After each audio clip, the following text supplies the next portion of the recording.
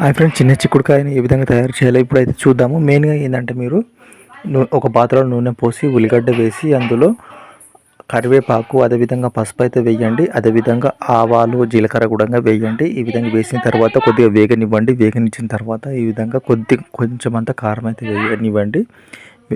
అయితే మెయిన్గా ఏంటంటే మీరు ఒకవేళ ఎక్కువ కారం తినేవాళ్ళనుకునే వారు మాత్రం కొద్దిగా ఎక్కువ కారం వేయండి.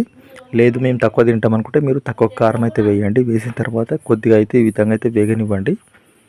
ఈ విధంగా వేగనిచ్చిన తర్వాత మెయిన్గా ఏంటంటే చిక్కుడుకాయను తెలంగాణలో గోకరకాయ అంటారు, మళ్ళీ ఆంధ్రలో కూడా చిక్కుడుకాయ అంటారు అని నేను అనుకుంటున్నా. మెయిన్గా ఏంటంటే తెలంగాణలో అయితే గోకరకాయ అంటారు, చిక్కుడుకాయ అంటారు.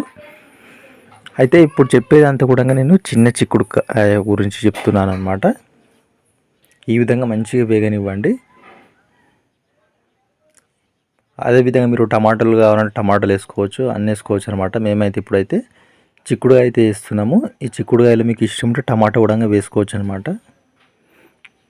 ఈ విధంగా నీళ్ళలో మంచిగా కడిగి మీరు చిక్కుడుకాయనైతే ఈ విధంగా అయితే వేయండి. మెల్లగా చేతనే మెల్లగా ఈ విధంగా అయితే వేయండి. సేమ్ పెద్ద చిక్కుడుకాయ కూడా సేమ్ ఇదే మాదిరిగా చేసుడు, కాకపోతే అందులో ఇత్తులు ఎక్కువగా ఉంటాయి, ఇందులో ఇత్తులు సరిగా ఉండవు. ఈ విధంగా మంచిగా కలుపుకోవాలన్నమాట. కలుపుకున్న తర్వాత కొద్దిసేపు అదే విధంగా అయితే ఉంచండి. ఒకవేళ మీకు కారం సరిపోలేదు అనుకుంటే మరొకసారి కారం అయితే వేయచ్చు. ఒకవేళ మీరు కారంలో ఉప్పు కలిపారనుకోండి, చూసి ఉప్పు కలుపుకోండి.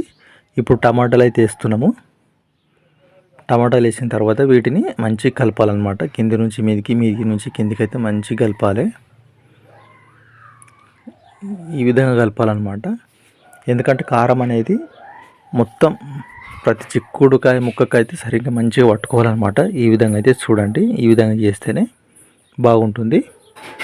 ఈ విధంగా మంచిగా కలుపుకోండి. ఇంతే ఫ్రెండ్స్, చిక్కుడుకాయ అనేది ఏంటి జర్ర ఉడికిన తర్వాత మీరు అందులో కొద్దిగా నీళ్ళు పోసే చాలు. ఇప్పుడు మూత పెట్టండి. మూత పెట్టిన తర్వాత కొద్దిసేపు అయిన తర్వాత ఉడుకుతుంది, అప్పుడే అయిపోయినట్టే. ఇంతే ఫ్రెండ్స్, ఏం ఉండదు. Thank you.